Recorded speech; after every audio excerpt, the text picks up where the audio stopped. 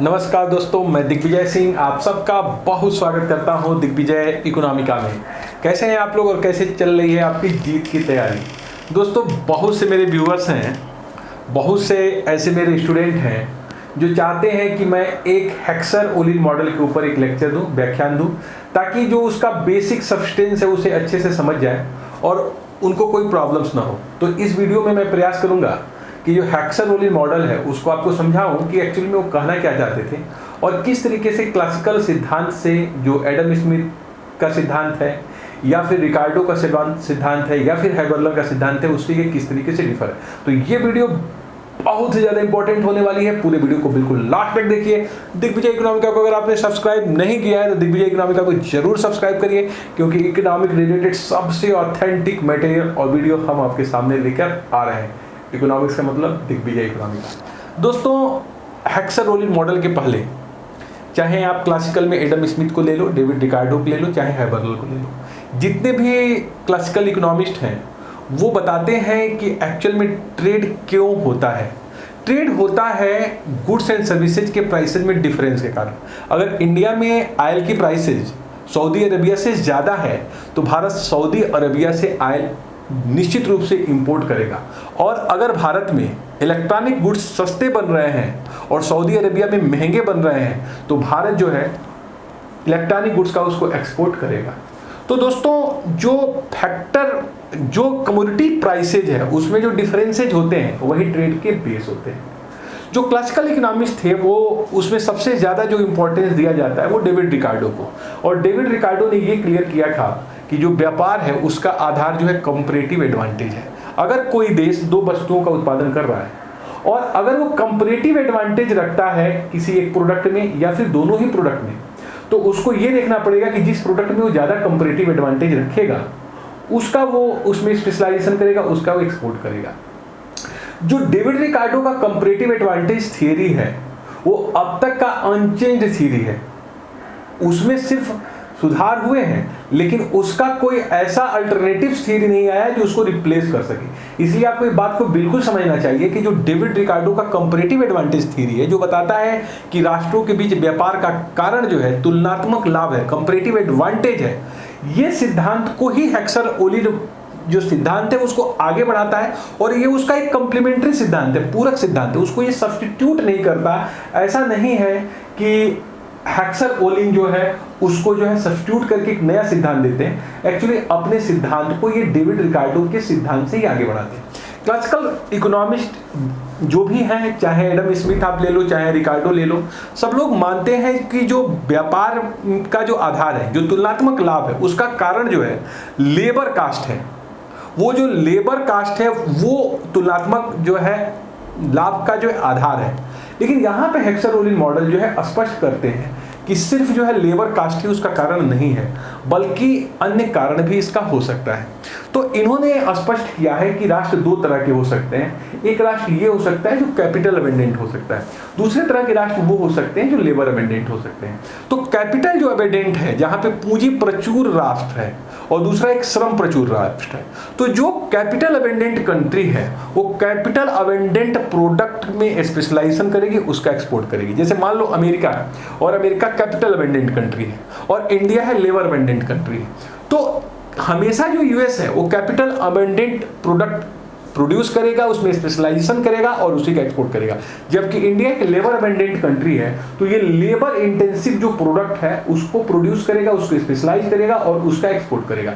तो दोस्तों, यहाँ पे जो तुलनात्मक लाभ है उसका कारण है फैक्टर इंडोमेंट, मतलब जो साधनों का गहनता है, जो डिफनिंग है, वो इंपॉर्टेंट है तुलनात्मक लाभ के लिए। मतलब जहां डेविड रिकार्डो तुलनात्मक लाभ बताते हैं व्यापार का आधार है, यहाँ उसका कारण स्पष्ट करते हैं कि आखिर में तुलनात्मक लाभ क्यों है। और तुलनात्मक लाभ इसलिए है कि एक कंट्री कैपिटल अबेंडेंट हो सकती है और दूसरी लेबर अबेंडेंट हो सकती है। जो कैपिटल अबेंडेंट कंट्री है वो कैपिटल इंटेंसिव गुड्स का एक्सपोर्ट करेगी, स्पेशलाइजेशन करेगी, जबकि जो लेबर अबेंडेंट कंट्री है वो लेबर इंटेंसिव जो है गुड्स का जो है एक्सपोर्ट करेगी, उसमें स्पेशलाइजेशन करेगी। तो देखो, ये जो हेक्सर ओलिन मॉडल है, बेसिकली दो इकोनॉमिस्ट हैं, एक जो है हेक्सर है और दूसरे ओलिन है, और दोनों लोगों ने एक स्पेसिफिक वर्क पे काम किया, इसलिए इसको हेक्सर ओलिन मॉडल कहते हैं। इसका जो बेसिक जो एजम्पशन है हेक्सस ओलिन मॉडल्स के, उसको आप पहले समझ लीजिए। पहला इसका जो सबसे इंपॉर्टेंट एजम्पशन है 2 फैक्टर ऑफ प्रोडक्शन और कैपिटल और लेबर। यहाँ पे उत्पादन के 2 साधन हैं, एक पूंजी है और दूसरा श्रम है। तो आपको पहले बात ये समझनी है कि ये जो एजम्पशंस लेके चलते हैं 2 उत्पादन के साधनों की, पूंजी और श्रम की। दूसरा है इसमें 2 कंट्री है, डिफरेंस इन फैक्टर्स। अब बहुत ध्यान से सुनिए, 2 तो फैक्टर हो गए, पूंजी हो गया, श्रम हो गया, जिसके माध्यम से उत्पादन होगा, और जो कंट्री है वो भी 2 है। लेकिन सबसे इंपॉर्टेंट है कि जो फैक्टर्स है उसमें डिफरेंस है। मतलब अगर कंट्री ये है तो कैपिटल अबेंडेंट होगी तो लेबर स्केयर होगी, और कंट्री बी है वो लेबर अबेंडेंट होगी लेकिन वो कैपिटल स्केयर होगी। ये बात बहुत ध्यान से समझना है कि 2 कंट्री लेते हैं लेकिन उसमें जो फैक्टर है वो डिफरेंस है। अगर अमेरिका है तो अमेरिका पूंजी बहुल राष्ट्र है, तो वहां पे श्रम जो है स्केयर है, श्रम जो है कम है। वहां पे पूंजी प्रचुर है, पूंजी बहुल है, तो श्रम जो है दुर्लभ है। उसी तरह दूसरे कंट्री में आओ, वो इंडिया है, तो इंडिया जो है लेबर अबेंडेंट है, मतलब वहां लेबर प्रचुर है, तो कैपिटल स्केयर है, जो है पूंजी दुर्लभ है। तो ऐसे 2 राष्ट्र लिए गए हैं जिसमें जो फैक्टर्स है वो डिफरेंस है, एक ही तरह के राष्ट्र नहीं लिए गए हैं। इसको बहुत ध्यान से समझिएगा।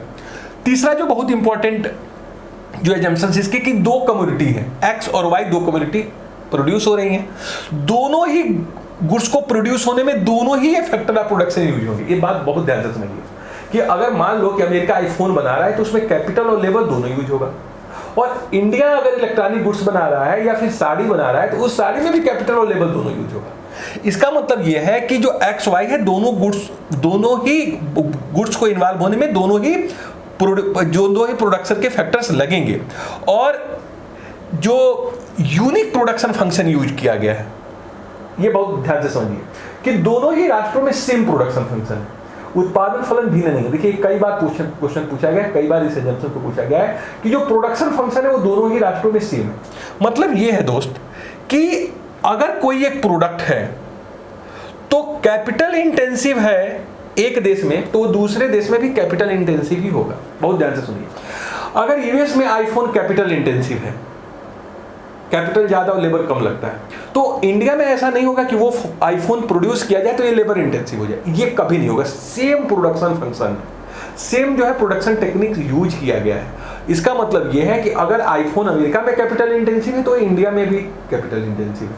और यहाँ पे भारत चाय उत्पादन करता है, तो चाय अगर लेबर इंटेंसिव इंडिया में है तो यूएस भी अगर उसको प्रोड्यूस करेगा तो लेबर इंटेंसिव होगा। ऐसा इसलिए है फैक्टर रिवर्सल लागू नहीं होगा। इसका मतलब ऐसा नहीं होगा कि एक देश में जो कैपिटल अबेंडेंस है वो दूसरे में लेबर अबेंडेंस हो जाए, और दूसरे में जो है लेबर है वो दूसरे में कैपिटल, ऐसा नहीं होगा। एक अगर प्रोडक्ट है तो दोनों में कैपिटल अबेंडेंस होगा या फिर दोनों में लेबर अबेंडेंस होगा। तो ये बहुत ही इंपॉर्टेंट इसका ये एजम्पशन से जो बार बार पूछा जाता है कि प्रोडक्ट जो है एक्स वाई उसको प्रोड्यूस करने में दोनों ही गुड्स लगेंगे, और अगर एक देश में वो कैपिटल इंटेंसिव है तो दूसरे में भी होगा।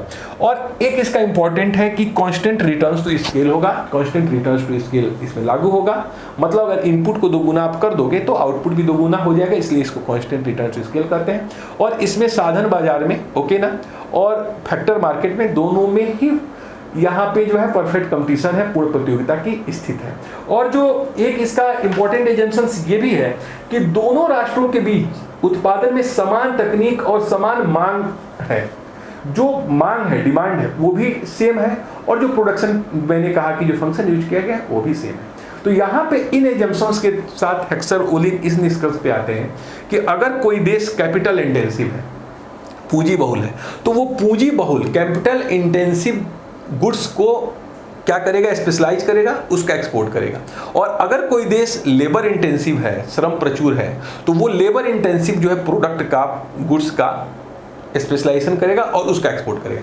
अब यहाँ पे सबसे इंपॉर्टेंट ये है कि कैसे हम डिसाइड करें कि कौन सी कंट्री लेबर अबेंडेंट है और कौन सी कंट्री कैपिटल अबेंडेंट है। इसको थोड़ा सा आप सोचिए कि जैसे मैं अमेरिका को कब कहूंगा कि अमेरिका कैपिटल अबेंडेंट है, और मैं इंडिया को कब कहूंगा कि इंडिया लेबर अबेंडेंट है। इसकी आपके पास क्राइटेरिया क्या है? तो देखो, जो फैक्टर अबेंडेंस है, जो साधन प्रचुरता है, देखिए कई बार हेक्सर ओलिन को मॉडल को ही आप फैक्टर एंडोमेंट थ्योरी बोलते हो, क्योंकि इसमें ये साधन प्रचुरता के सिद्धांत पर ही आधारित है। तो ये जो फैक्टर अबेंडेंसी है, जो साधन प्रचुरता, वो कैसे डिफाइन करोगे?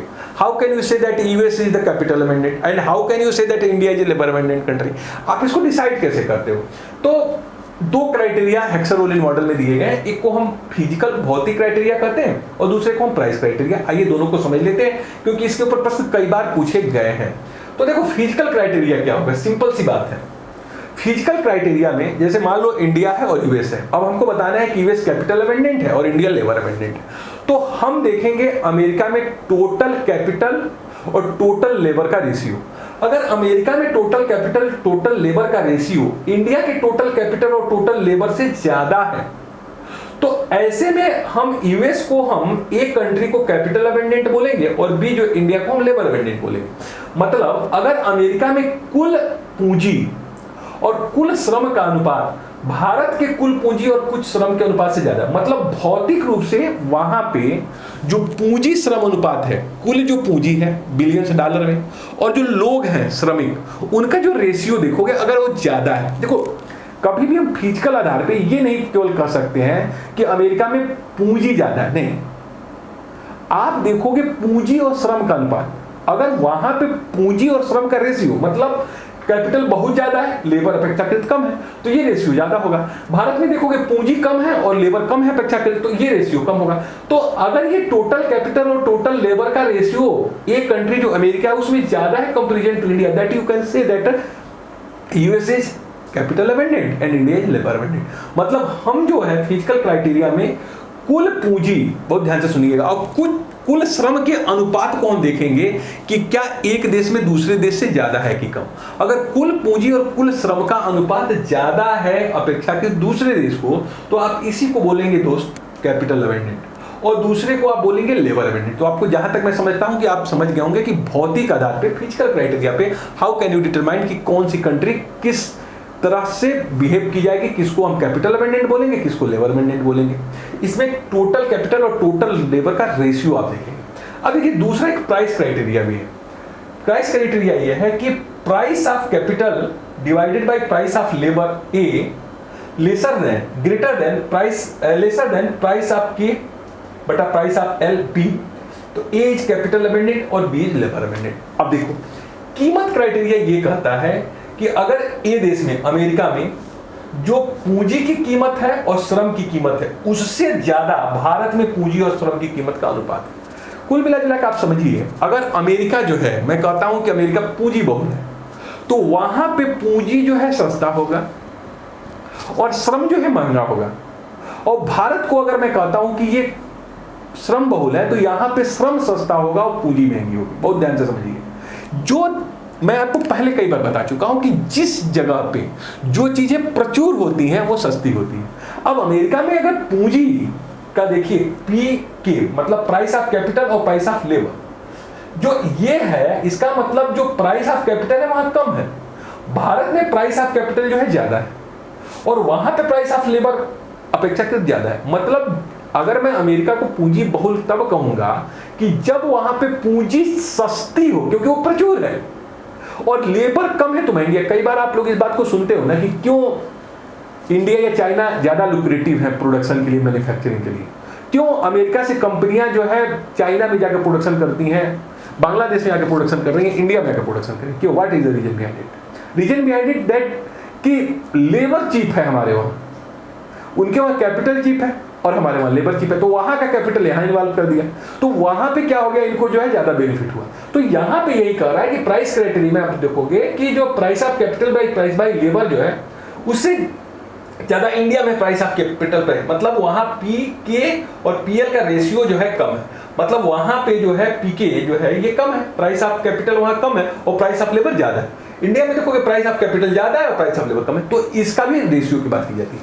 तो कुल मिला के दो क्राइटेरिया है दोस्त, दोनों क्राइटेरिया आप किसी को भी लेके चलोगे, आप हेक्सर-ओलिन मॉडल पे चले आओगे कि जो इकोनॉमी कैपिटल अमेंडेंट होगी, जहां पे कैपिटल प्रचुर होगा, वो कैपिटल अमेंडेंट प्रोडक्ट का एक्सपोर्ट करेगा, और जो इकोनॉमी लेबर अमेंडेंट होगी वो लेबर अमेंडेंट प्रोडक्ट को प्रोड्यूस करेगा। अब देखो इसी को हम इस डायग्राम से समझते हैं, थोड़ा सा देखने में आपको डरावना जरूर लग रहा होगा, बट ये डरावना है। यहां पे आप देखिए कि हम लोगों ने दो एक्सिस लिए हैं, एक्स एक्सिस है और वाई एक्सिस है। एक्स एक्सिस पर हमने लेबर रखा हुआ है और वाई एक्सिस पे हमने कैपिटल रखा है जिसको के से डिनोट किया है, और एक्स एक्सिस पे लेबर रखा है इसको एल से डिनोट किया है। देखो ए जो है कैपिटल अबेंडेंट या कैपिटल सरप्लस कंट्री है, बहुत ध्यान से समझिएगा। दो कंट्री है, मान लीजिए कि ए है यूएस, ये है यूएस, और ये जो है पूंजी प्रचुर है, पूंजी प्रचुर है, और बी है भारत, बी है भारत, और ये है श्रम प्रचुर, श्रम प्रचुर है। अब यहां पे हम ये दिखा रहे हैं कि जो यूएस है वो एक पूंजी प्रचुर है, कैपिटल सरप्लस है, और फैक्टर प्राइस रेशियो इसका P0 है।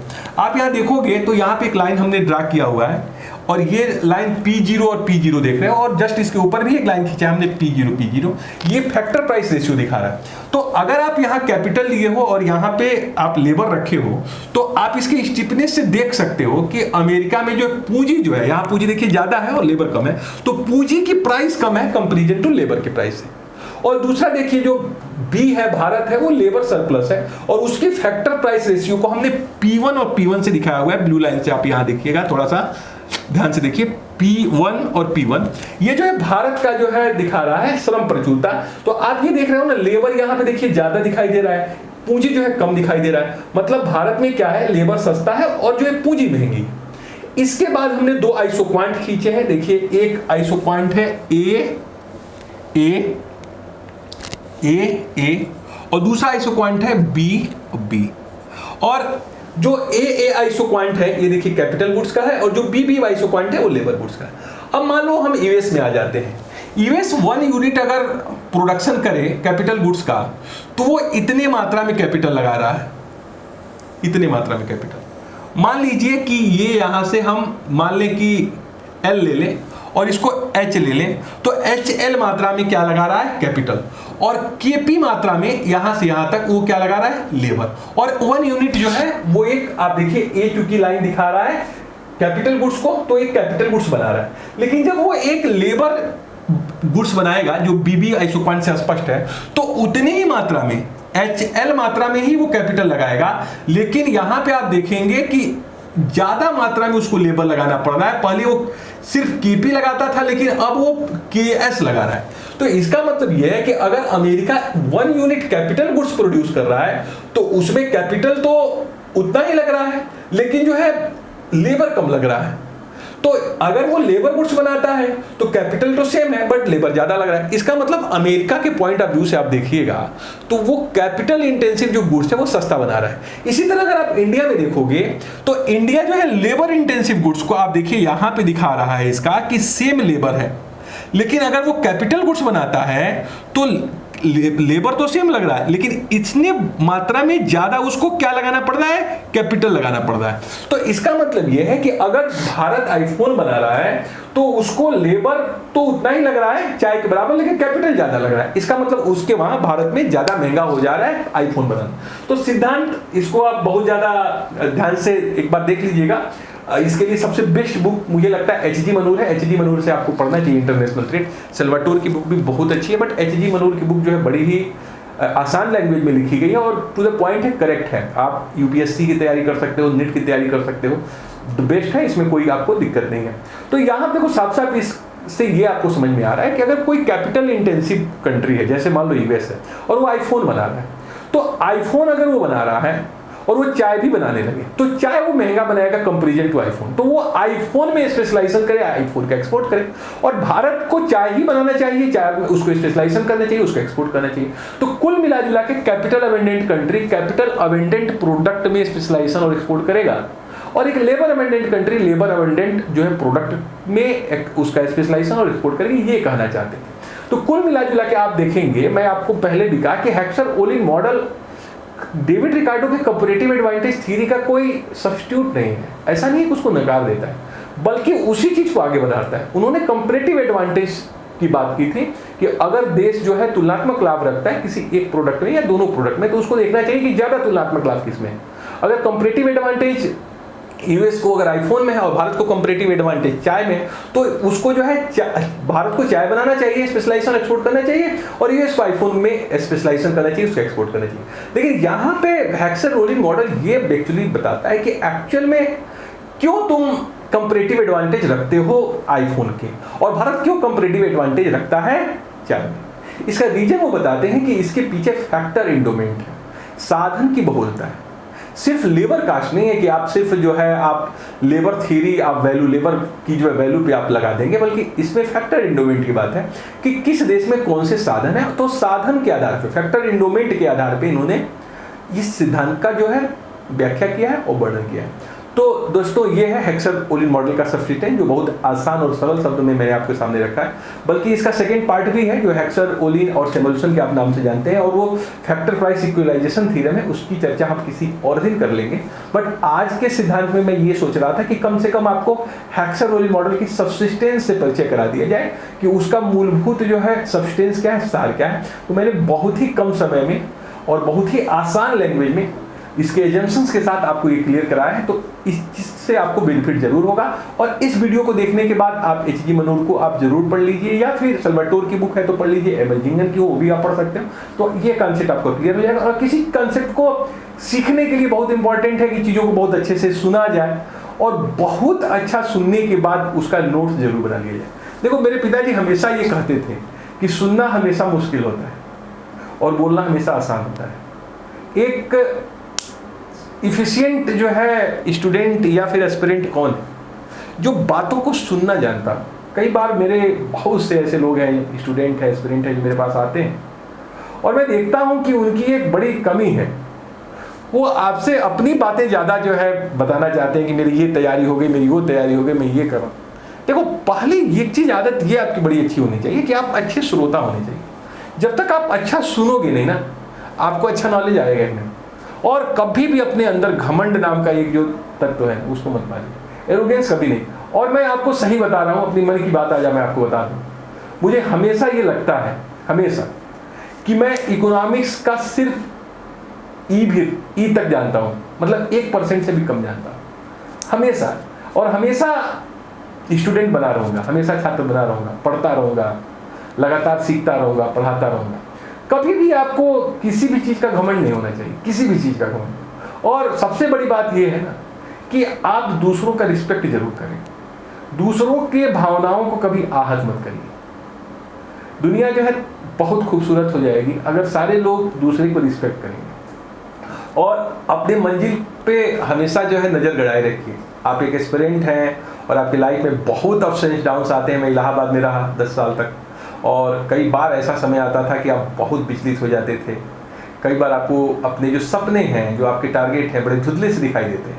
लेकिन हिम्मत मत हारिए, एक आशा की किरण, सिर्फ एक आशा की किरण आएगी और सारा अंधेरा जो है दूर हो जाएगा। सिर्फ जो है अपने मन में पॉजिटिव चीज़ों को रखिए, निगेटिव लोगों से दूर रहिए, निगेटिव विचारों से दूर रहिए, अच्छा सोचिए, अच्छा खाइए, अपने सीनियर्स का, अपने माँ बाप का, अपने गुरु का रिस्पेक्ट जरूर करिए, माता पिता का चरण स्पर्श जरूर करिए। प्रत्येक दिन कुछ ना कुछ सीखने का प्रयास करिए। वो दिन आपका बेकार चला गया जिस दिन आपने कुछ सीखा नहीं। तो लक्ष्य ये होना चाहिए कि मैं प्रत्येक दिन कुछ ना कुछ जरूर सीखूंगा। तो प्रत्येक दिन अपने नॉलेज में कुछ ऐड ऑन करिए, कुछ ऐड जरूर करिए, कुछ नया जरूर सीखिए, क्योंकि सीखने में ना आनंद है और उस आनंद को आप कभी भी भूलिएगा मत। मैं देखता हूँ कि मेरे बहुत से ऐसे मित्र हैं जो IAS बन गए, PCS बन गए, लेकिन अभी भी वो चीज़ों को सीखना चाहते हैं। उनके अंदर का जो सीखने की प्रवृत्ति है अभी वैसे ही है। ये आजीवन आपको अच्छा रखेगी, स्वस्थ रखेगी। आप ऐसे ही जीवन भर खुश रहेंगे, प्रसन्न रहेंगे। तो दोस्तों, हमेशा अच्छा सोचिए, दूसरों पे दया करिए, सतर्क रहिए, सावधान रहिए, पढ़ते रहिए, लिखते रहिए और अपने लाइफ में हमेशा अच्छा करने का प्रयास करिए। तो चलिए, हम लोग बहुत अच्छा करेंगे, हम लोग बहुत अच्छा करेंगे। कुछ अच्छा करते हैं, कुछ बड़ा करते हैं। आओ कुछ अच्छा करें, कुछ बड़ा करें, कुछ करके दिखाओ, कुछ बन के दिखाओ। Thank you so much for watching Digvijay Economica. God bless you dear.